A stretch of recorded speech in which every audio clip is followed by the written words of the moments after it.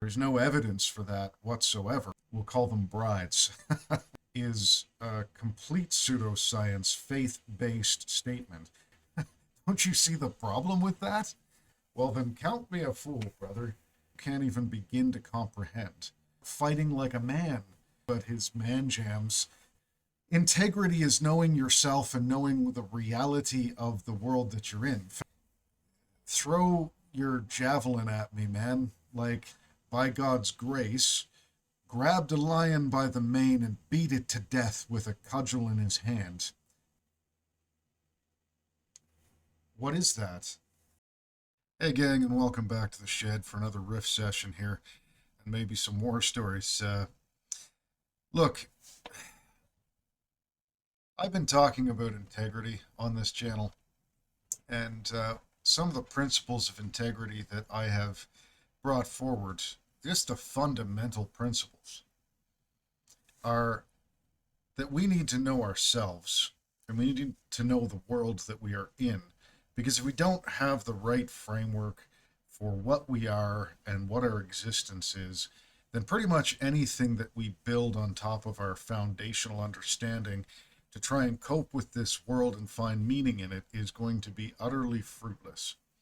And so, certainly I brought forward in conversation some of the transcendental proofs as to why I think you should look to spirituality and specifically Christianity as the answer for trying to understand some of the difficulties that we face in this world. Now, one of the frustrations that has been raised to me is that I don't answer the questions of science or rationalism or puricism to try and address why we shouldn't believe in God.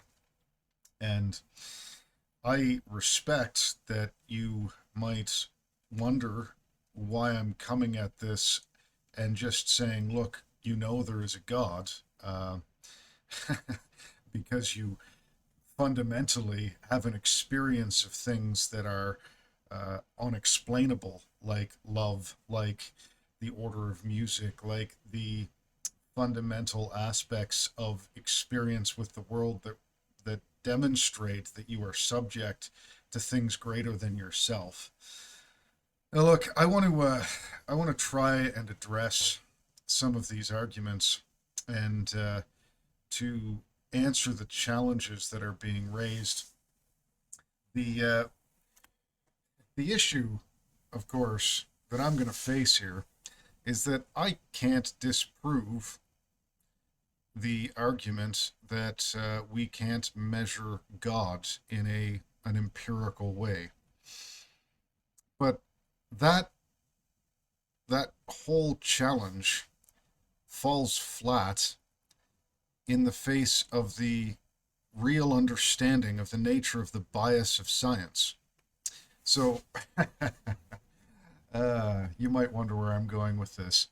Science is intrinsically biased, and I'm not anti-science. Science is wonderful. I think that science is a naturally Christian thing to do, to try and understand the world that you are in, to learn by the ways that we can measure and experiment, to flourish and prosper better within the context of our experience of reality. These are good things. This is not exactly an argument of faith versus science, but rather I want to frame for you the problems of trying to use science versus faith. Faith doesn't discount science. It can't. Science is stuff that we can prove through repeatable experiments are real. So if you tell me, well, we can measure the universe and we can see that it's billions of years old, and we can see that based on the interactions of galaxies and nebular clouds that have evidently, if you were to scale back what we're observing, billions of years old, you're right. I can't really refute that. That's evidence based on at least our observational bias of what we understand about the way things work within the framework of what we've been able to observe inside of the enormous gravity well of the sun and all of that stuff, which, by the way, isn't me trying to discount this. It's just saying we all have to respect that what we think we know, we may not thoroughly know, just as Isaac Newton, when he first posited the theory that gravity was demonstrable as 9.8 something meters per second squared acceleration of all things in a vacuum towards Earth. That was correct in the framework that he was able to observe it. But obviously, we now know that that's an incomplete observation of what gravity is, and that when you get outside of the immediacy of Earth's gravity, well, that changes. The influences of other gravities, like the moon causing its gravitational pull on the tides, have their own impulses. And so, this is a useful analogy because what what Newton was observing was a real observational science of what gravity does within the observational bias that he was in. Once we were able to start measuring outside of that observational bias, we could actually derive more complete theories about the nature of gravity, what it is, and what it does. And we don't still really know why it is or what's causing it. We have theories about that, but we don't fully understand it, right? Is it gravitons? Like, what is, do all atoms possess some sort of particulate matter that we don't fully realize yet? Or is there a force vector associated? Is matter even real? Quantum physics raises a question that maybe it's not, that maybe it's all really just, the deeper you go, more and more force vectors that are pulling off each other, and it's all just energy. The creation of matter and antimatter in particle acceleration experiments might indicate that that's so. Like, what are the fundamental natures of reality? We're still figuring this stuff out, right? And so, fundamentally, here's the problem when you try to say science disproves faith. Well, you can say the universe is billions of years old, fine, yeah, seems to be. Not going to argue that point.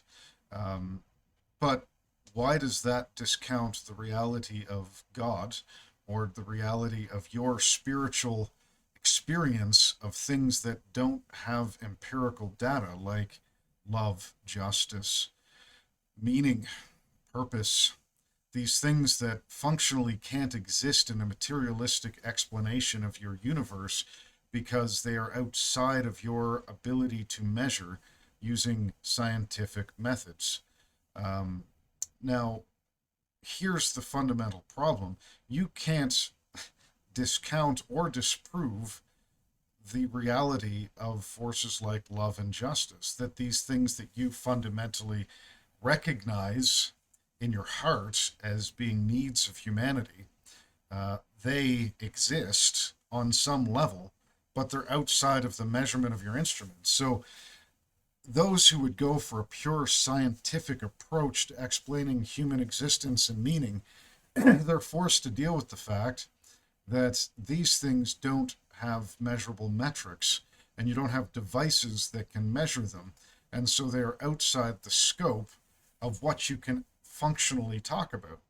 And because of that, you end up having that old conflict between Freud and Jung and others like Frankl, who have weighed in the psychological forum, trying to address the needs of humanity, the needs of individual men and women, and what is traditionally called the spirit and the spiritual need of the soul.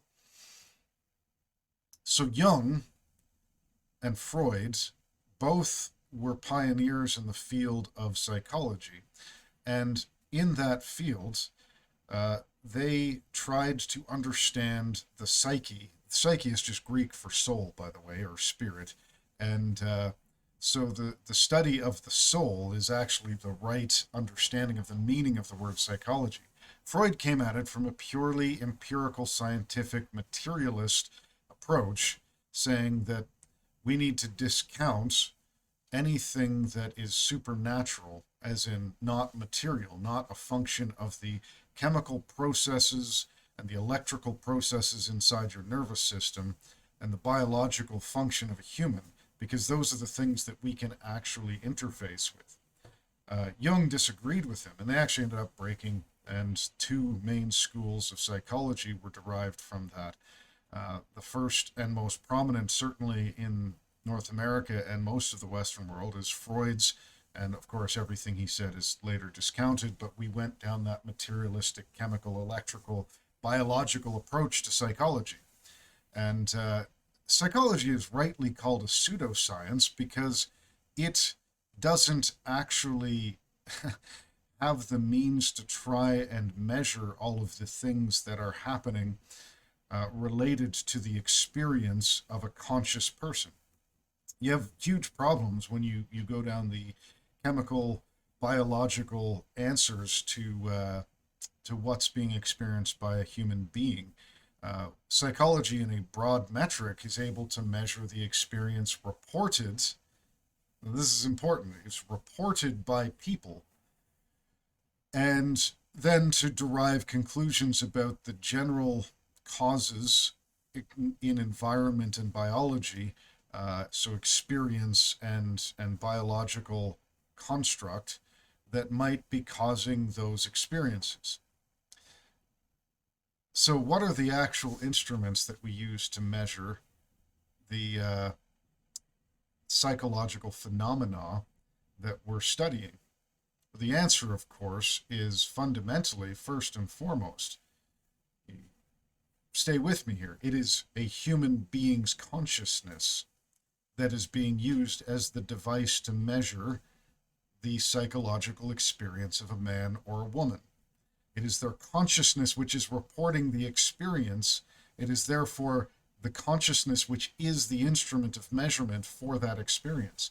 Now, in order to try and explain why the consciousness is experiencing that thing, the scientist will then evaluate the chemical processes going on in the various hormone producing nodes and nervous systems in the body, and the electrical activity of the brain will be measured because we have now developed the means to put someone in an MRI or whatever, and to evaluate where brain function and nervous function is happening.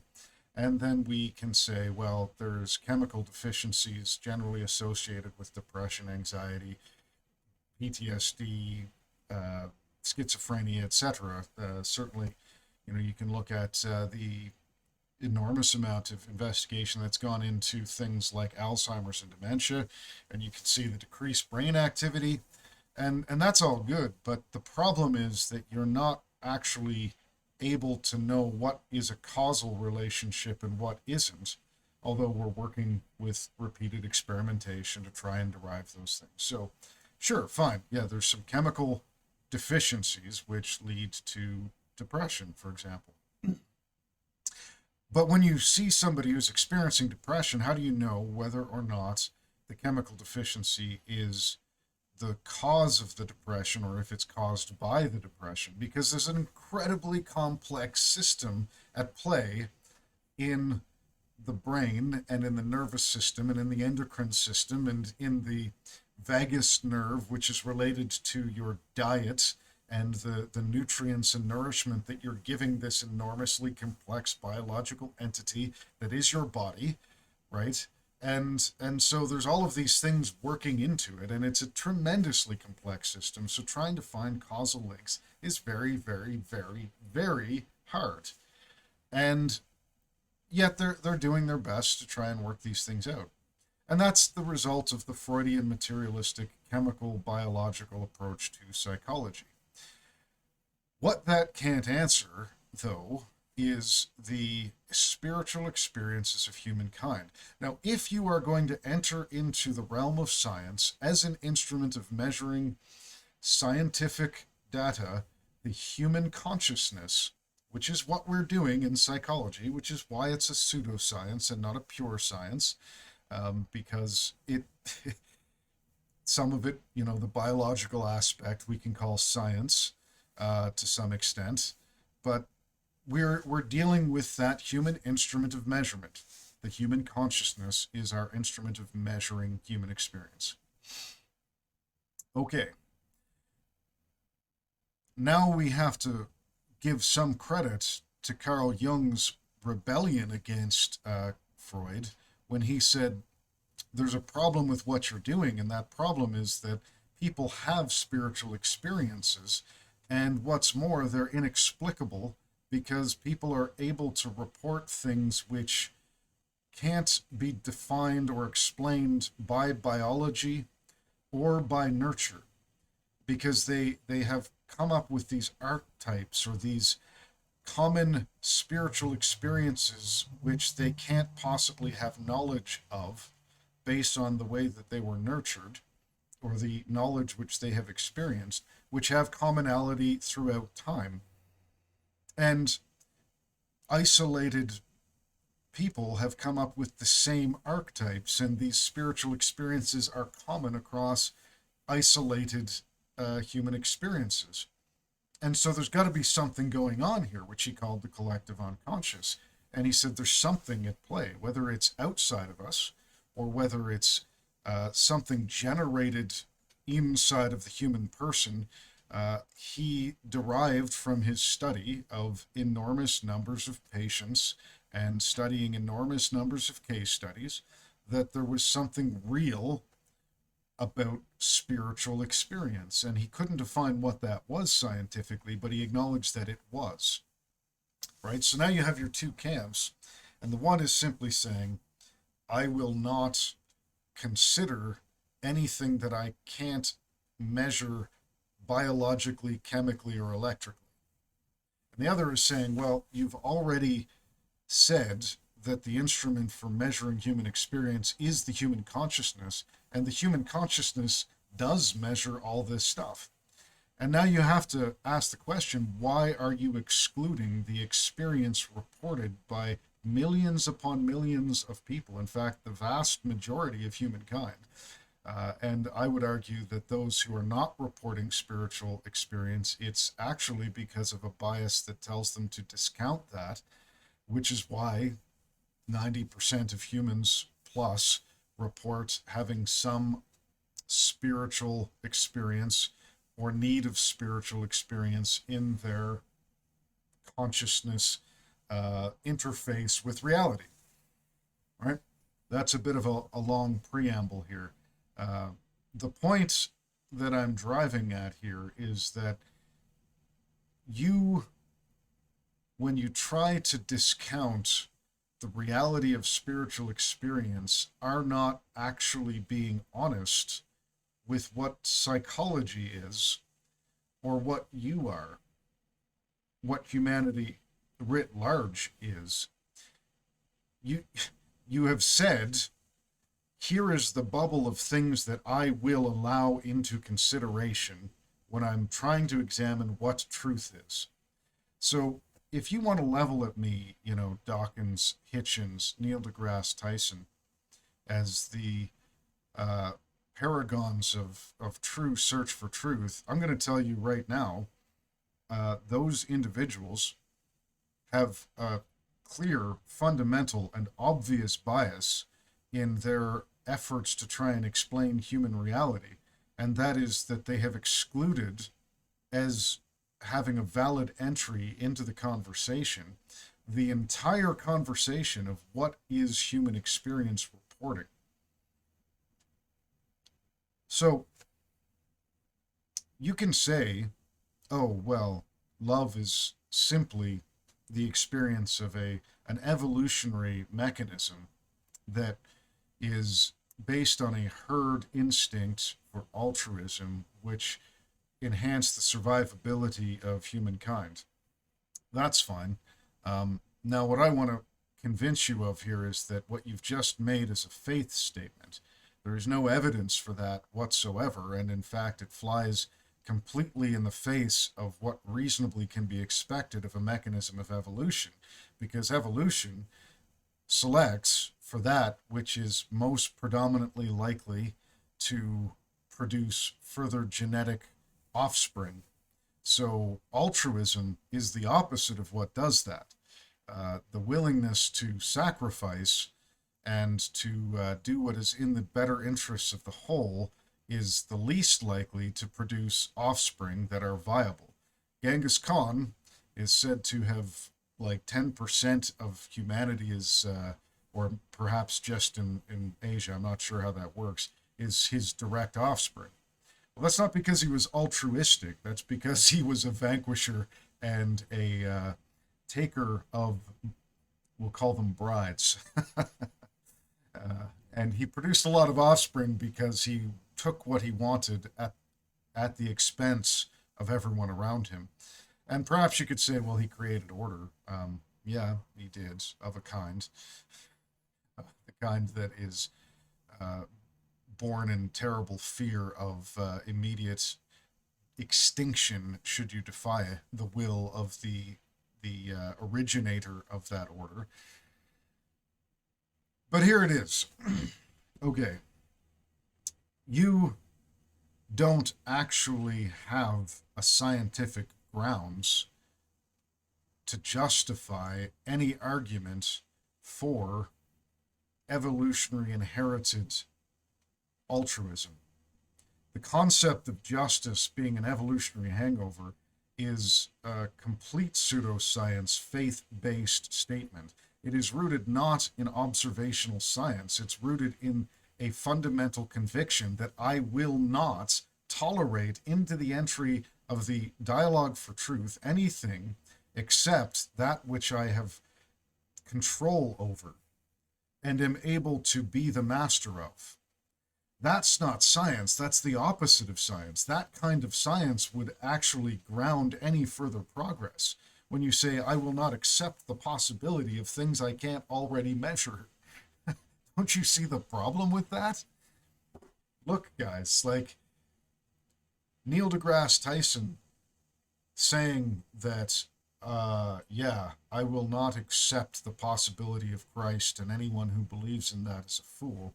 Well, then count me a fool, brother, because you standing on your obvious bias and declaring that you are the arbiter of truth is actually absurd on levels that you can't even begin to comprehend.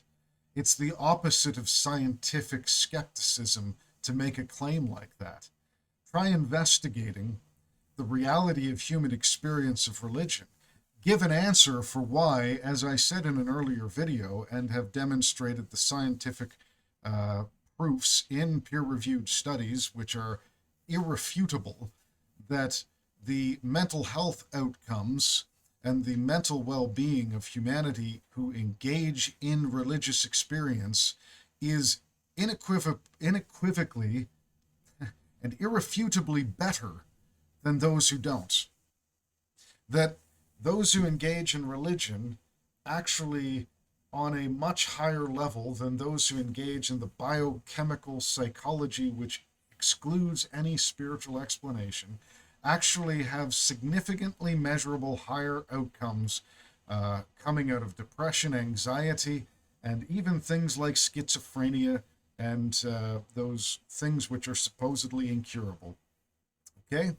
Like, deal with that fact and try and explain it without immediately discounting that the reason for that is what the human instrument that's measuring that experience says that it is.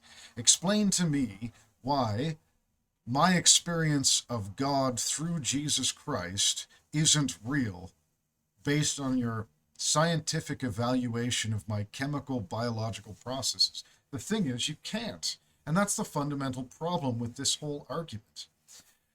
Integrity is knowing yourself and knowing the reality of the world that you're in, foundationally, so that you can then respond to that world. I'm going to segue into a little dialogue about something a little bit different here. So, you're familiar with the story of David and Goliath. Well, I'm going to go ahead and cast myself somewhat as David in this, although I'm not. Let's say that Neil deGrasse Tyson, Hitchens, Dawkins, that they are Goliath. They are armored. They seem indefeatable. They have a mighty spear with which to slay the ridiculousness of faith.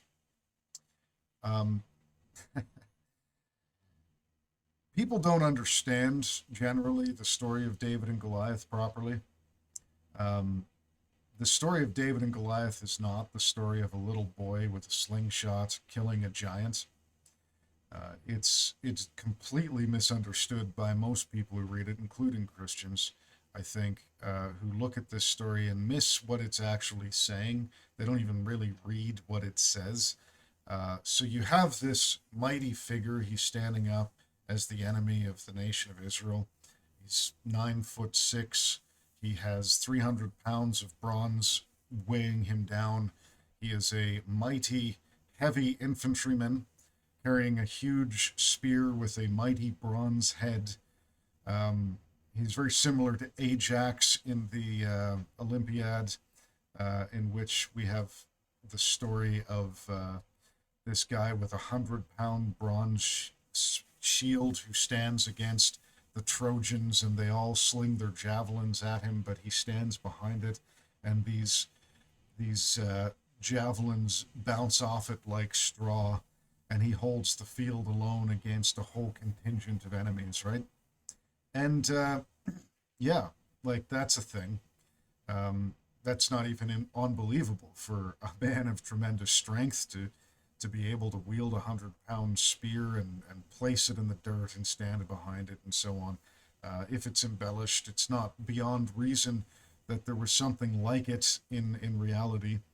So you've got this mighty, heavy infantryman Goliath, and he's the champion. The Philistines, we've actually seen, are proved to be of Greek heritage. The whole traditional champion fight, something historically that probably did happen, right? And so very believable circumstances.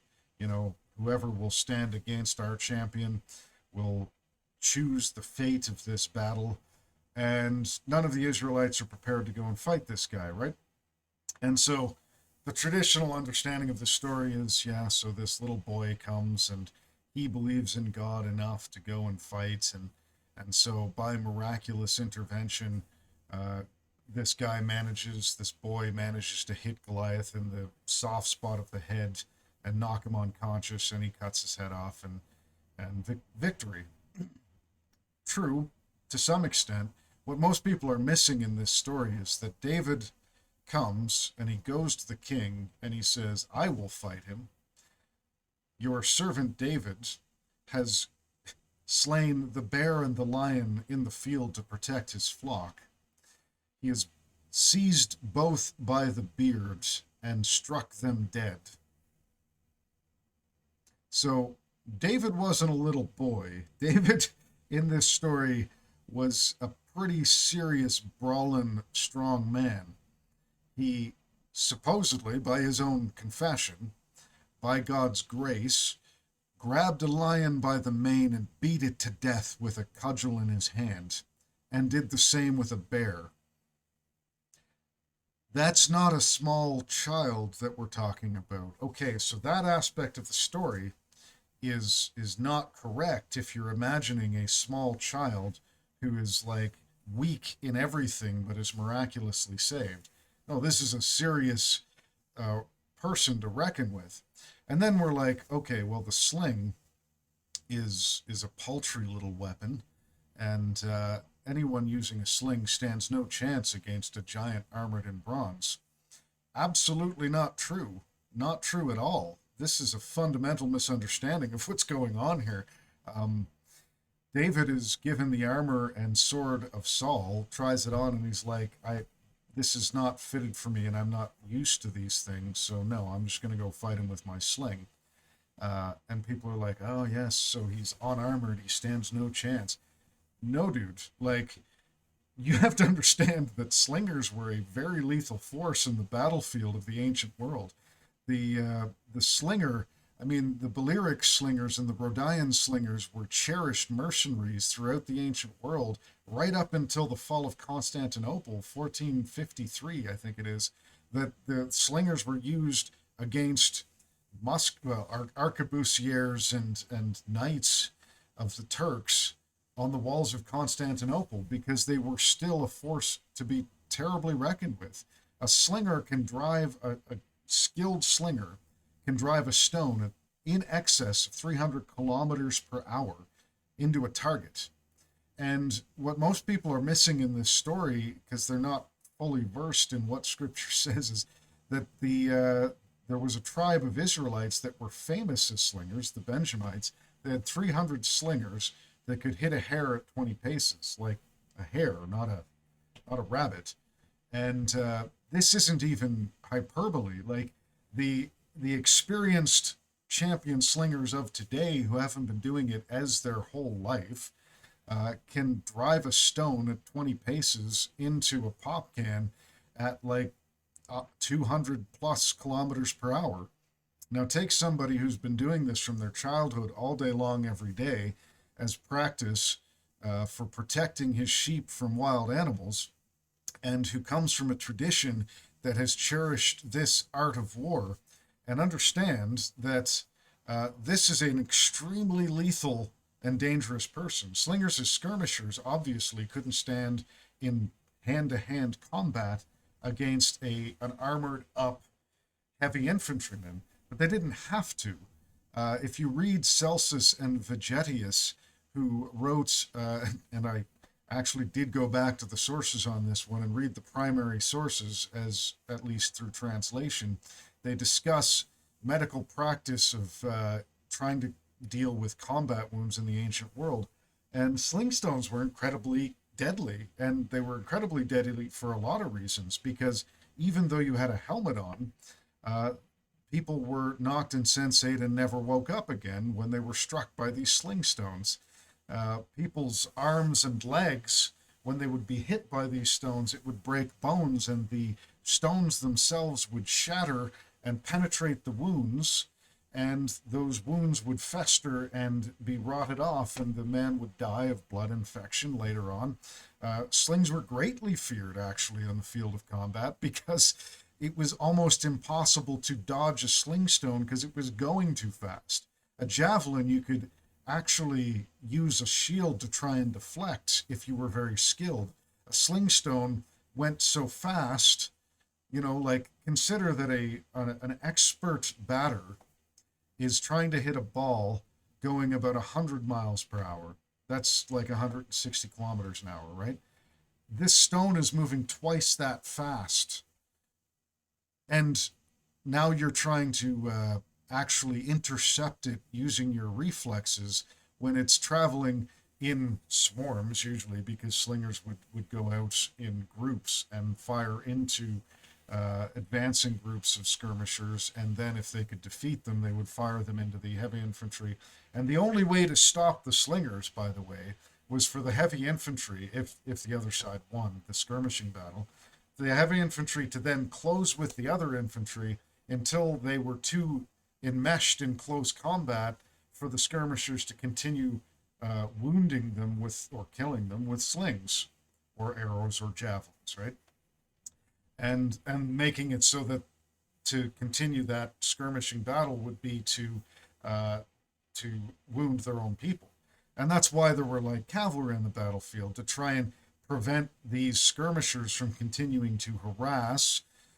If they won the battle, they would send out the light cavalry to try and sweep them away and allow the heavy infantry to go unimpeded and so on. This was not a slingshot that was a minor inconvenience. Like, the reality of that whole story is that when David went down the hill to go and fight Goliath, Goliath saying, "What is this? That am I a dog that you would throw sticks at me?" People read that as contemptuous, laughing at the foolishness of what's done. I don't think that's what's happening there. I think what you're reading is that he has come out for honorable one-on-one combat, and the Israelites have played a trick on him, he sees. They have sent someone that he can't actually fight, and he's screwed. Like, the reality is that this heavy infantryman doesn't stand a chance, but it's a dishonorable thing that they have done. Instead of choosing somebody to fight him honorably, And the slingers were held in contempt because the honorable man was the noble, the citizen who could afford his own armor and went to wage honorable one-on-one combat. To be a slinger was to be the the jackal of the battlefield, not the lion. You know, not that you weren't dangerous, it's just that you weren't fighting like a man. And so David comes down and he doesn't fight like a man the way the Philistines want. Instead, he takes his sling and he goes down to Goliath. And frankly, if he hadn't hit him in the forehead and knocked him unconscious and then gone and cut his head off while he was lying there, it doesn't matter. Like, Goliath couldn't possibly close with this man using a spear that weighed like 50 pounds and carrying 300 pounds armor. If you've ever been in combat, weighed down with your flak vest and your tack vest and your Kevlar's helmet and like your pack full of ammo, you know what it means to try and like deal with a light infantryman wearing nothing but his man jams and an AK-47. Like, you can kill him when you see him, but actually trying to chase him is like, it's not happening, right? So hit and run tactics, like Goliath doesn't have a C7 or an M16. He's got a spear, and yeah, he's got some javelins, and maybe he could pin him to the wall because he knows how to throw it, but this guy's got no armor on, and he's like, he's fast, he's ready to dodge, and he can just break your legs with his sling if he knows how to use it. And you're basically going to be lying on the battlefield with, even if you win, probably wounds that are going to end your career as a fighter. So that's the real story of David and Goliath. So here's my point in bringing that forward. You're going to throw, what, Hitchens and Dawkins and Neil deGrasse Tyson at me and say, see, they disprove religion. No, man. No, they don't. They don't even enter into the forum of faith except to present their own faith that science is the only way in which we can measure truth. And it's just not true. Like, throw your javelin at me, man. Like, come on, bring it. Here's my sling stone that I'm going to throw back at you. You, outside of the acceptable metrics of your own conversation, actually recognize that there is such a thing as love. Your heart recognizes and delights in justice. Why do you think there's a movie industry that presents to you these rousing pictures of sacrifice and justice and love, and that it moves your heart, and that the music itself carries this emotional triumph when you see the victory, right? Why is it that your heart sings when Frodo wins against the ring and is saved and doesn't die? Why is it that you see that picture of just glory when Gandalf shows up and it seems like it's the end? Right? And the riders of Rohan, they're captured in this tower, and they're like, no, we will not succumb to evil. We will fight, and if it's the last thing we do, we're going to give our lives for the women and the children.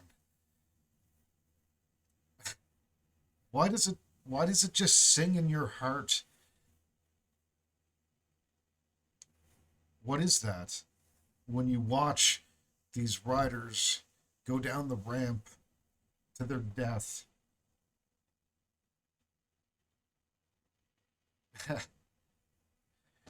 Yeah, and then victory, unforeseen.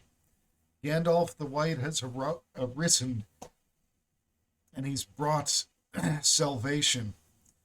Why does your heart sing at that evil is vanquished and good reigns? Because there's something real there, right? Because it's pointing at something. These are the archetypes that Carl Jung was talking about that we recognize in our soul. That's the truth that you can't measure unless you use the human instrument the only instrument that can measure human experience. And that instrument tells you, and there are millions upon millions upon millions of accounts that will tell you, I know God. I know him. I know faith. And you can tell me, well, yeah, but how many of them believe in something else other than Christianity? And you're right. But you know what I'm going to tell you is this, that those people are also having real spiritual experiences, dude. Because there are real spiritual experiences outside of Christ. Not necessarily good ones, but real ones. Okay? So we're not even arguing on that point. Do I think that a man pursuing a relationship with the divine faithfully has a real spiritual experience of some kind? If he's a Buddhist or a Muslim or a Hindu, I absolutely do. I don't necessarily think that they have found God. They may have seen him, seen his attributes, which are real. Um, but what I'm going to tell you, what I'm going to throw at you for my slingstone here is that your arguments don't mean anything to me. Like, I I don't care. Like, do you honestly think evolution disproves faith? It's such nonsense. It doesn't answer any of these questions. And frankly, like your evolution is silly. It's actually kind of silly as a means of explaining human experience. I'm not saying, yeah, sure, Darwinian selection happens, but you need to explain why there is an observer inside of you that actually experiences this world and justice and longs for a God that is worthy to serve. Why do you need something to replace God with when you reject him? Why do you turn to science as though it were a God when it's nothing like that? It's simply a means of measuring measurable things inside of creation. It's no God, man. Like, you're turning to that as an answer for the need for hope, the need for meaning. It can't provide you meaning. The opposite is necessitated when you go to a materialistic worldview. Evolution, thanks. Yeah, so evolution happens and things change. Okay. Like your abiogenesis theory is based on nothing. We have absolutely no reason whatsoever to imagine that a single cellular organism in all of its complexity required for self-replication could possibly by any natural means have occurred.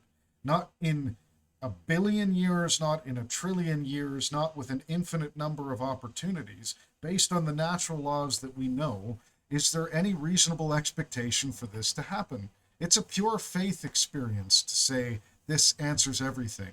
All it is you saying, I don't want to believe in a God because I don't want to accept that these things inside of me that I'm longing for, these virtues that my heart longs for, are actually real and I've failed them. The fact is, you're a failure. I'm a failure. Every human person is a failure. You know, as a you know this is true, that when you hurt people, it hurts you. And you don't want to face up to that fact. So let me tell you, my slingstone may not hit you in the forehead and render you unconscious that I may cut your head off and offer it to God. Not that I want to do something violent, but allegorically, I may not have just slain your unbelief here, but I'm challenging you to understand that your Goliaths can't hit me. You can't slay my faith with science. It doesn't work. It's not even able to close the ground. It's outside the realm.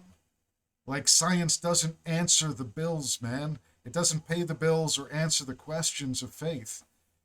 Why my need for justice? Why is it that I, as a human person, and every other human person, can be measured to have the experience of needing a spiritual experience that is outside of material answering? Why do I need meaning? When, from a materialistic perspective, meaning is irrelevant. It doesn't actually logically flow out of any argument for materialism. If you exclude spiritual realities and you make us into a chemical construct of biological factories working together, producing electricity which mimics consciousness, then you don't have meaning and nothing matters. And yet, if that's true, then why do you care about this conversation in the first place? Why does your heart rail that I would suggest that you need God? Here is my answer. Know yourself. Know that you are limited. I talked about this at tremendous length, to the point of aggravation, I'm sure, to some people. The point is that you are extremely limited. You're limited to right now, and what you can perceive and what you possibly can know is limited by what you can imagine knowing. Like, that's just the facts. You are a limited, finite being. You can't just do whatever you want. You aren't sovereign over your life. And yet you claim from your position of finiteness to have somehow disproved your need for God?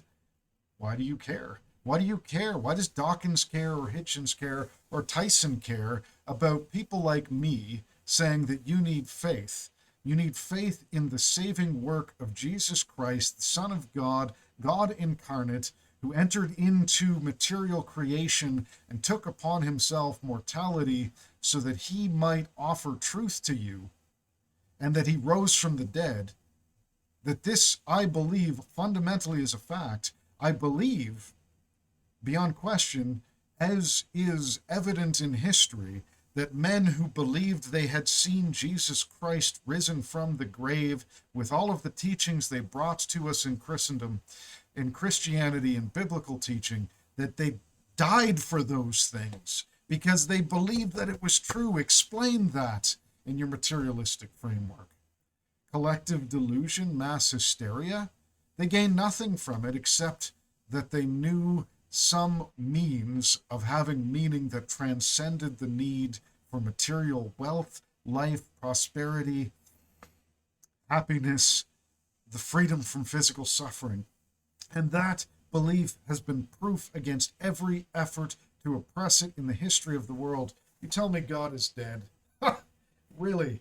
Is God dead? Then why am I here? Why are there 100 million Christians in China where it costs them their prosperity and sometimes their lives to stand up and say, I believe in the risen Son of God? Answer that.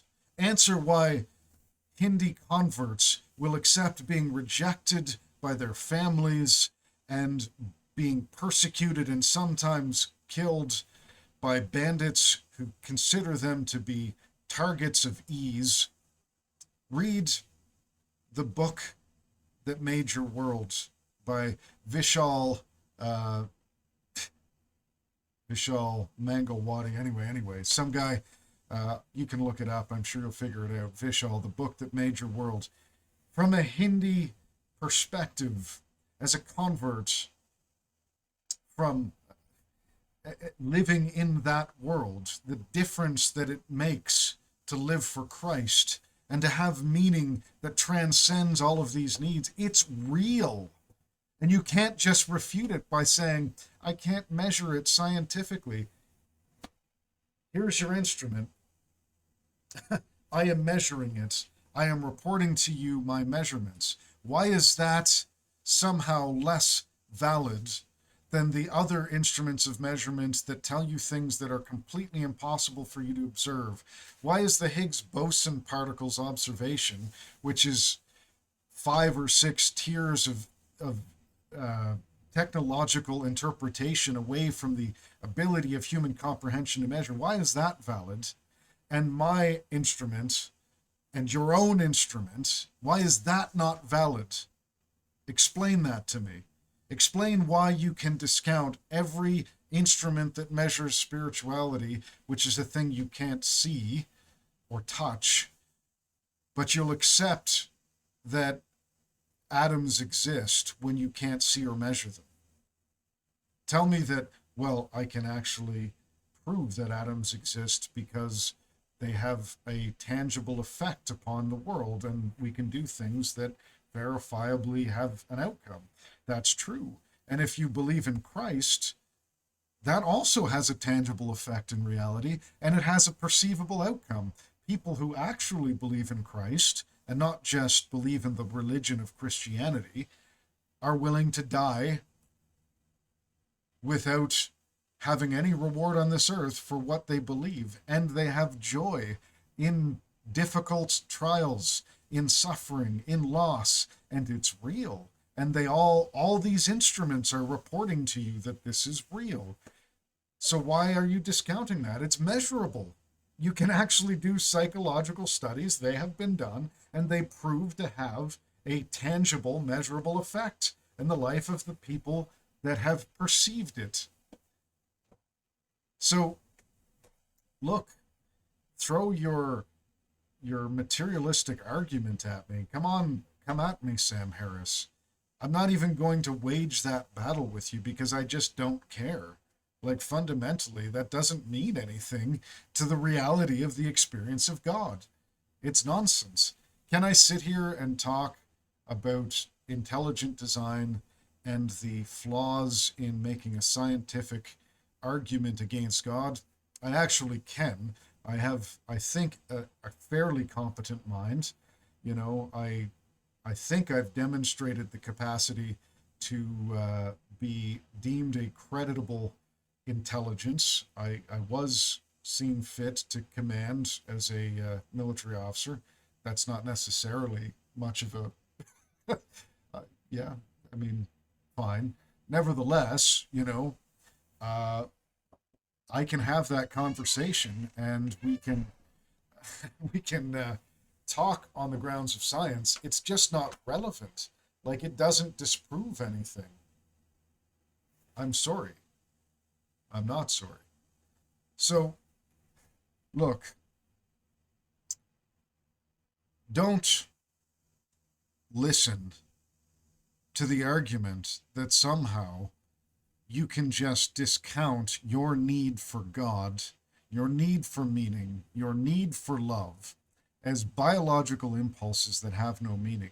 These things are real, they're universal, every human has them, and they're there for a reason because they are real, and they are your soul's longing to have a connection to the tangible, real God. And let my account encourage you that it is actually possible to satisfy that need in the realness of the real God.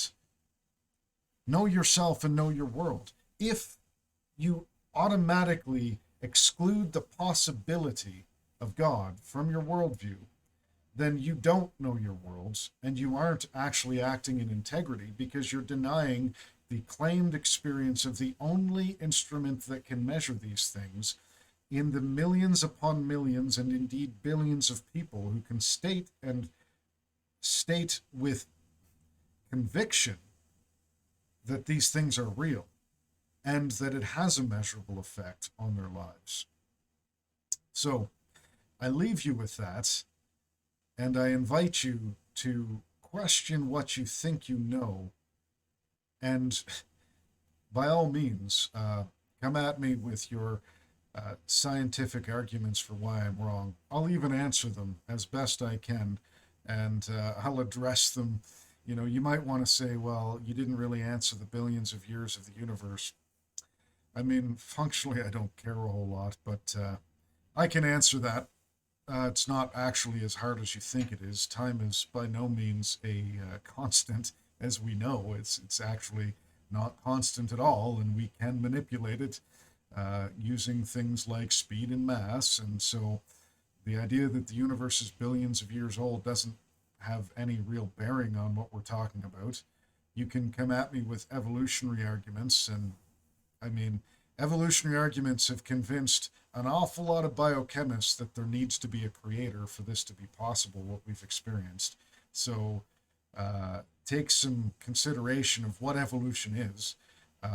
Before you do, maybe find out what the actual mechanism for the increase of functional data in a complex biological cell is, or give me an answer for where the single cellular organism that can not only contain viable information for reproducing itself, but also simultaneously manufacture out of nothing all of the biological factories required to take that information and turn it into new proteins that rebuild itself.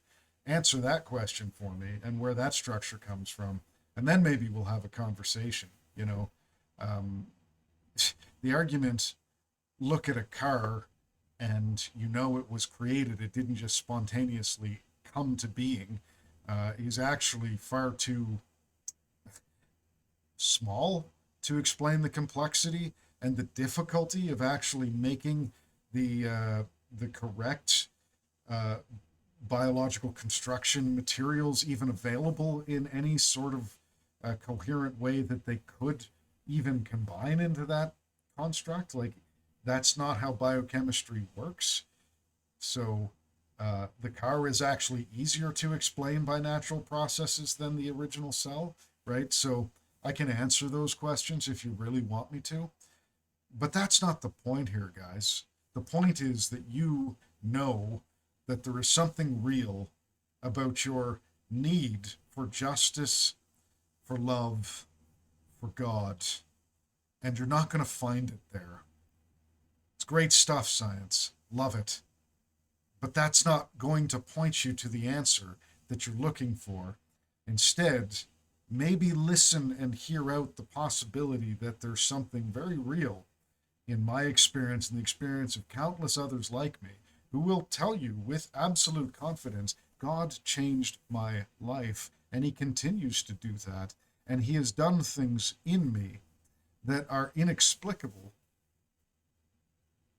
So I'll leave you with that, guys. And I look forward to the conversations that we may have in the future. Godspeed.